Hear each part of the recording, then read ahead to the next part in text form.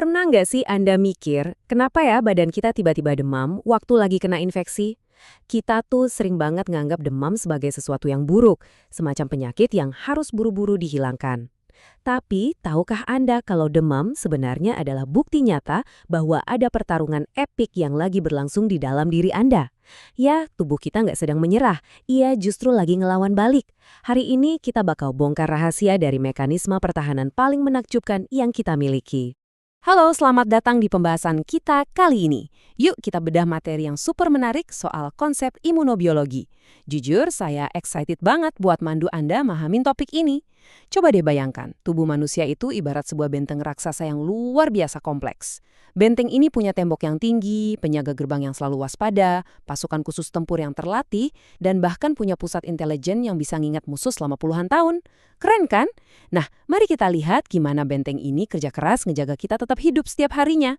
Di pembahasan kali ini, kita bakal jalan-jalan ngelewatin 6 poin utama.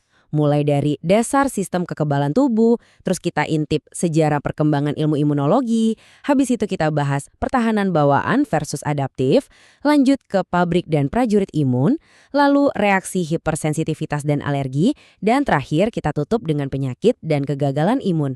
Oke, langsung aja kita mulai. Bagian pertama, dasar sistem kekebalan tubuh. Nah, sebelum kita ngobrolin soal pasukan dan strategi perang di dalam tubuh, kita samain frekuensi dulu ya. Soalnya gini, kadang kita suka kebalik-balik nih nyebutin istilah-istilah ini. Jadi penting banget buat kita bedain ketiganya biar fondasi kita kuat. Pertama, imunologi. Berasal dari kata imunis dan logos, ini adalah ilmu pengetahuannya. Kedua, sistem imun. Nah, ini adalah mesinnya, proses nyata atau roda penggerak yang dipakai tubuh buat pertahanin diri. Terus yang ketiga, imunitas. Ini tuh hasil akhirnya, alias kondisi perlindungan yang bikin kita bisa ngusir benda asing tanpa harus ikutan rusak parah. Lanjut ke bagian kedua, sejarah perkembangan ilmu imunologi. Yuk kita flashback bentar buat lihat gimana sih manusia awalnya sadar soal keberadaan benteng ini.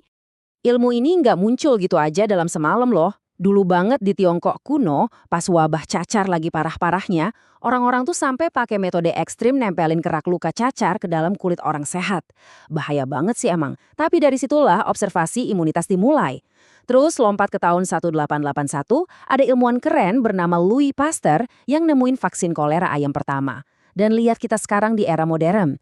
Penemuan gila di masa lalu itu yang akhirnya ngebuka jalan buat keajaiban medis, kayak vaksin COVID-19 sampai antibodi monoklonal yang udah nyelamatin jutaan nyawa. Masuk ke bagian ketiga, pertahanan bawaan versus adaptif. Di sini kita mulai masuk ke inti biologisnya. Ternyata sistem keamanan benteng kita tuh dibagi jadi dua lapisan yang beda banget, tapi saling melengkapi. Yang bikin takjub dari materi ini adalah cara tubuh ngatur tentaranya. Pertahanan bawaan atau innate immunity itu pelindung default Anda dari lahir. Dia kerjanya super cepat dan hajar musuh apa aja tanpa pandang bulu.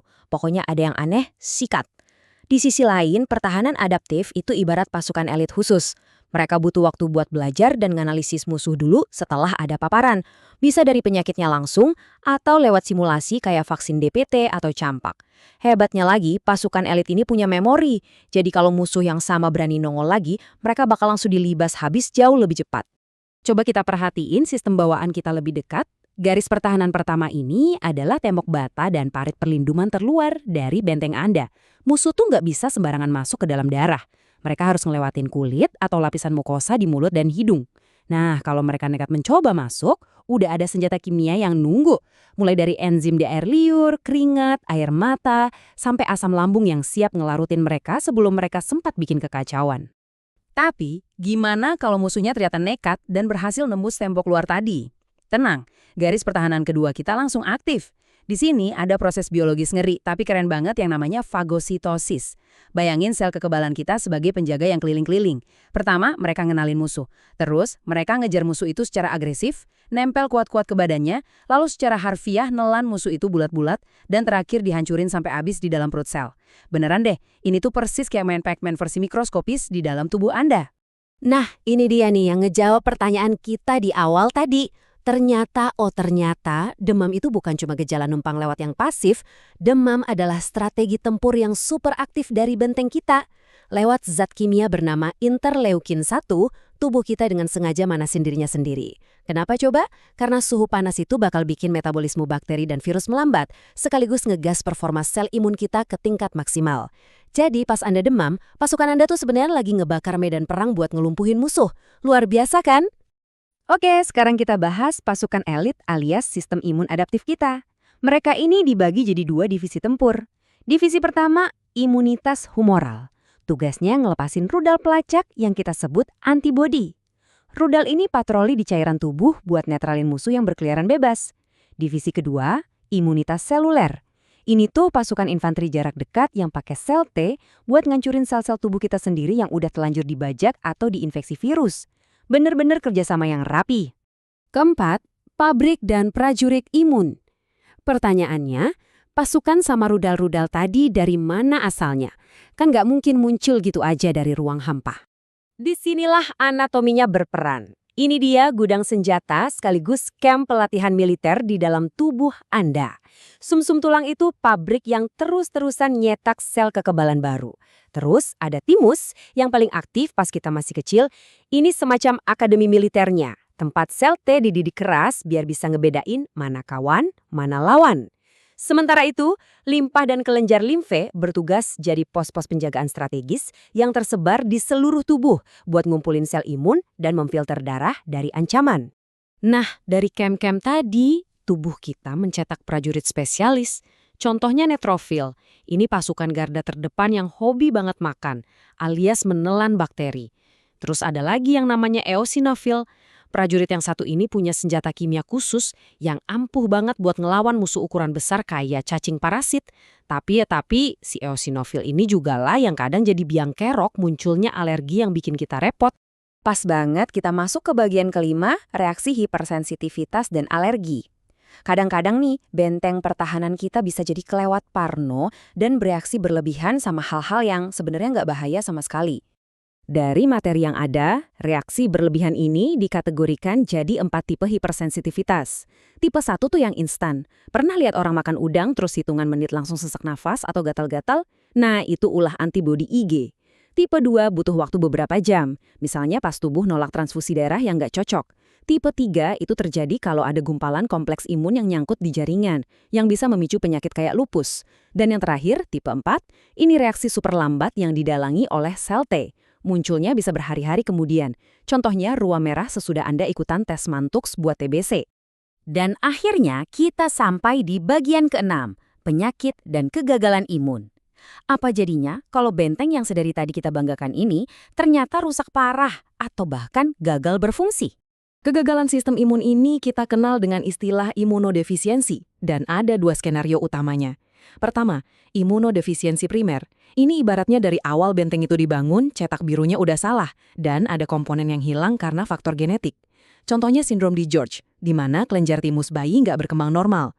Terus yang kedua, imunodefisiensi sekunder. Ini jauh lebih sering kejadian. Bentengnya awalnya sempurna, tapi pelan-pelan hancur karena serangan dari luar. Misalnya virus HIV yang memicu AIDS, atau bisa juga karena benteng kehabisan logistik akibat malnutrisi. Lalu, ada satu situasi yang menurut saya ironis banget. Penyakit autoimun. Masih ingat kan pas kita bahas Akademi Militer Timus tadi? Di sana sel imun dilatih buat ngenalin mana kawan, mana lawan. Ini namanya toleransi imun. Nah, kalau tubuh kehilangan toleransi ini, kacau balau deh.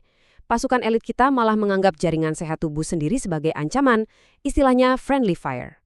Inilah yang dirasain penderita tiroiditis Hashimoto waktu kelenjar tiroidnya diserang pasukannya sendiri. Atau lupus, di mana serangannya bisa random ke berbagai organ tubuh.